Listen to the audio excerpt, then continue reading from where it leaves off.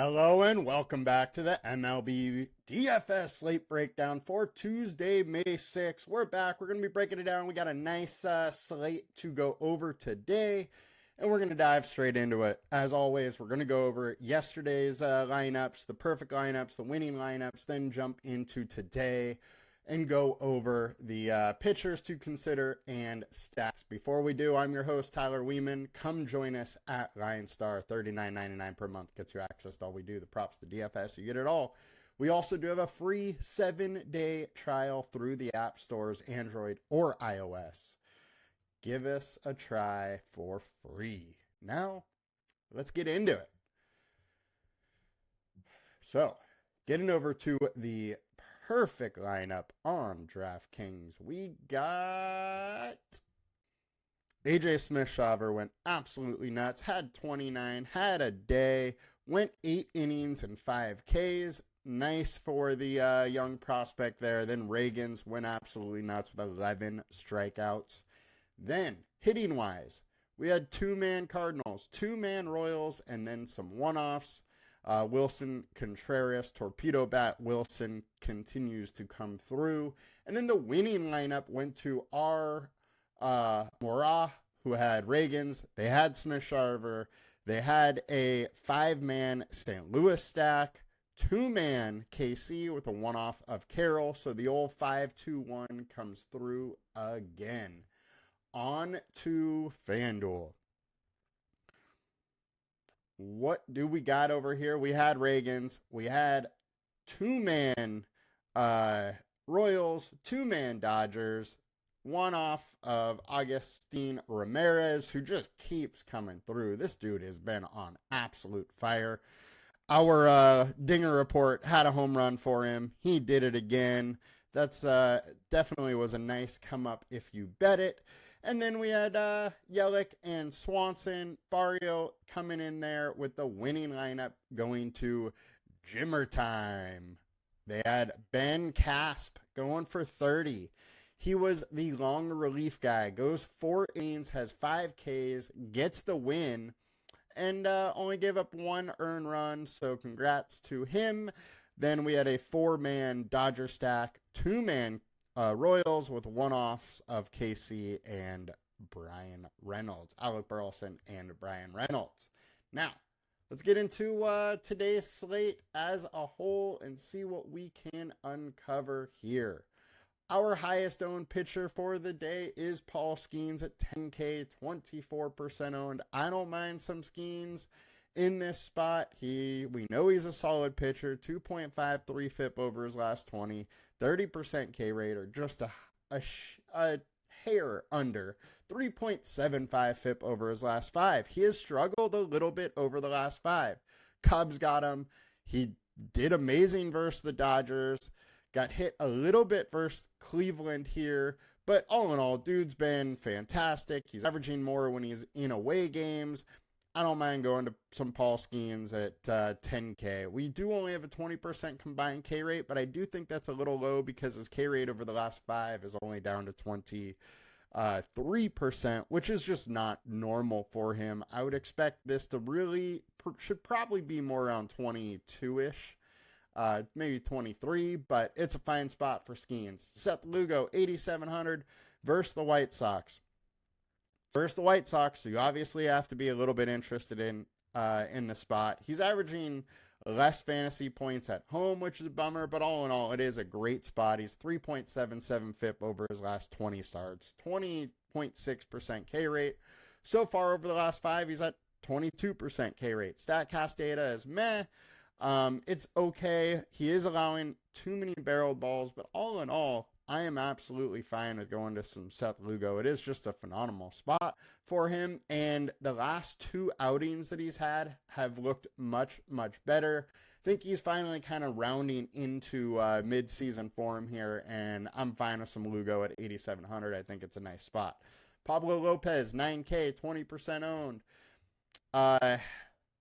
23% K rate. Dude's been dealing 3.23 FIP over the last 20, 2.65 over their last 5. StatCast data looks good. Baltimore is a tough spot if you're a righty. So I don't mind going a little bit of Lopez. He's a good enough pitcher to get through any lineup, but being a righty versus Baltimore does scare me a little bit. However, he has done very good versus them. BVP data, hitting 204 and 52 plate attempts. They are, however, hitting the ball hard with a 224 ISO. However, striking out 32%.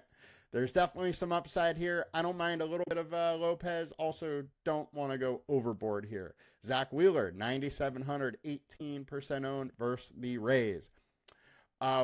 We got, warm weather in Tampa, light winds. It is definitely hitter friendly today. However, it is Zach Wheeler. We're talking about a guy that has a 3.12 FIP over the last 20 with a 31% K rate. Over the last 5, not much different, 3.55 FIP, and he's probably been pitching a little bit better than his ERA shows. I'm fine going to some Wheeler, but this Rays offense versus righties has been hitting pretty well. 269 average, 157 ISO, but striking out 25%. So there is a little bit of upside.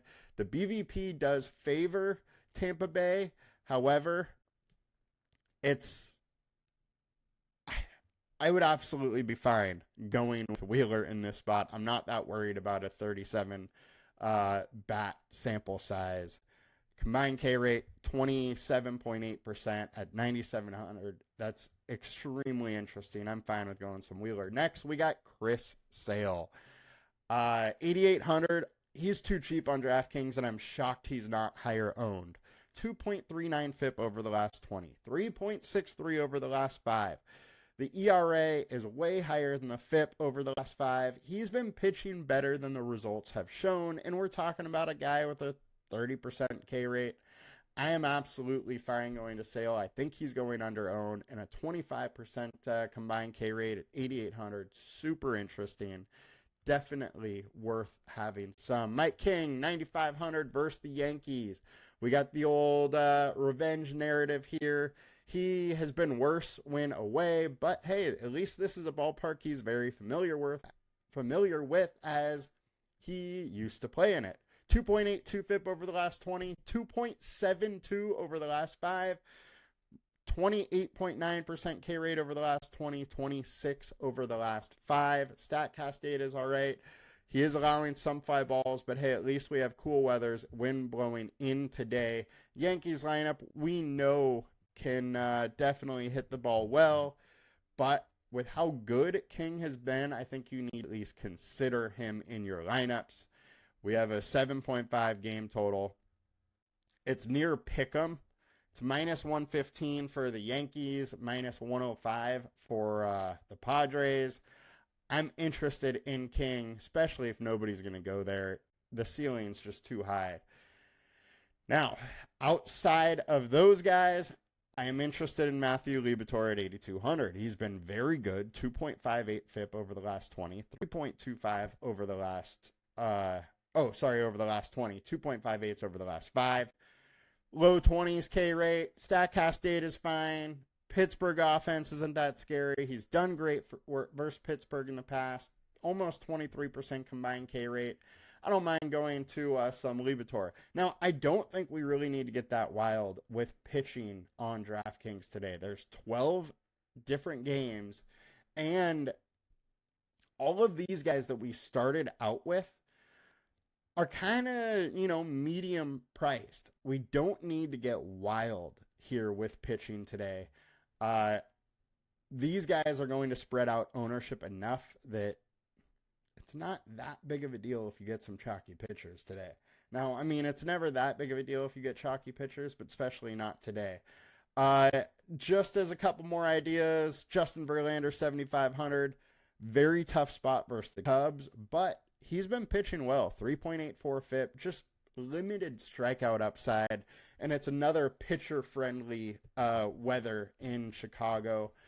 Makes me a little more okay with taking some Verlander at 7,500. Also, Colin Ray on the other side of that. Dude has been dealing 2.62 FIP over his last 5 starts with 23% K rate. My issue is pitch counts are definitely a little limited. He got up to 92 against Philadelphia, Pittsburgh 73, but I would expect that he's in that mid 80s range. So he's going to need to be a little efficient to work deeper into games to get some more points. But at 7,300, he's definitely interesting. He has a big enough ceiling, and we got friendly weather, so don't mind that. Drew Rasmussen has been too good at 8,300 not to talk about. 2.2 FIP over his last 20, 3.11 over his last 5, mid-20s K rate. StatCast data is fine. He's just versus the Phillies, who are obviously a pretty good offense. Now, can he shut them down in a one-game sample size? Absolutely. He's done it before. 34% K rate is the BVP data versus him. Versus them. The issue is we really haven't seen him versus the Phillies in a while, so I wouldn't think too much into that. But all in all, he's a very solid pitcher at a low price here, so I don't hate it, I would say. Now, getting over to FanDuel, our highest owned pitchers here, we got Sale and Wheeler and Skeens. All three are obviously very, very interesting. I think Lugo at 9,200, probably going under-owned here. And then King and Lopez are going very under-owned. Lopez, 9,500, 6% owned, one of the better pitchers on the slate. It's just that he's against Baltimore. And then Michael King, 10.5K is pricey, but he absolutely can have a game like Wheeler or Skeens or Sale can, so I think he needs to be at least considered. People are going to be very scared to click that name against the Yankees, but dude is good and dude has been dealing. Let's get into some stacks before we round this out for the day. Let's get over to the high-owned stacks. We got Detroit in Colorado. It's a Colorado game. However, there is some rain around, so we definitely need to worry about that and watch the weather a little bit. Also, we only have a 9.5 game total. The game total is way lower than a normal Colorado game due to this weather. But Detroit versus Dollinger, I'm fine doing it. You got the Colorado effect. They're the highest implied team total. Makes some sense to go there at 5. KC versus Sean Burke. KC has started hitting. Burke hasn't been good. 6.26 FIP over his last 5. Makes total sense to me. Atlanta versus Andrew Abbott. Abbott allows a ton of fly balls. Braves hit the ball hard. There absolutely could be a couple home runs there, so it makes some sense. Our highest projected stacks, we got Detroit, Colorado game. Don't really need to go into that one. Value-wise, Royals versus Sean Burke makes a ton of sense. We talked about that already, and ton of value in that, back-end lineup there. Seattle versus Jeffrey Springs. So, Springs, sample size over 20 games. Fairly good, 3.64 FIP. However, lately, dude's been getting blown up, 5.42 FIP. Also, great hitting weather, and the ball has seemed to jump off the bat in Sacramento. It's mid-80s, wind slightly blowing out. Seattle's been hitting the ball very well. Makes some sense to want to go there. I don't love the White Sox versus Lugo, but hey, if you need a cheap stack, you could probably do worse. Ceiling stacks. Cubs versus Verlander. Verlander's not the guy that he used to be. The Cubs can get to anybody. The Cubs have been hitting very well all year long. I don't mind a little bit of Cubs, but also don't feel like I need to get a ton of them. Highest leverage, also Cubs versus Verlander. That's fine. Let's click the teams tab. 5.3, highest implied run total versus Chase Dollinger. It's Colorado. I'm fine. They're super high owned, though. I think there are some other places you can go as well. Atlanta at 5.1 versus Emerson Hancock. I absolutely love. I'm probably going to have a lot of Atlanta. Royals, we talked about them. Atlanta, we talked about them. Seattle, we talked about them. Minnesota, 4.7 versus Cade Pavich. Pavich has not been good. 6.15 FIP over his last 5. 5.06 over his last 20. Allowing a decent amount of hard contact. High average exit velocity. Bullpen behind him has been poor. Think you can absolutely play Minnesota. Arizona versus Mets. We got a 4.5 implied total for both of them.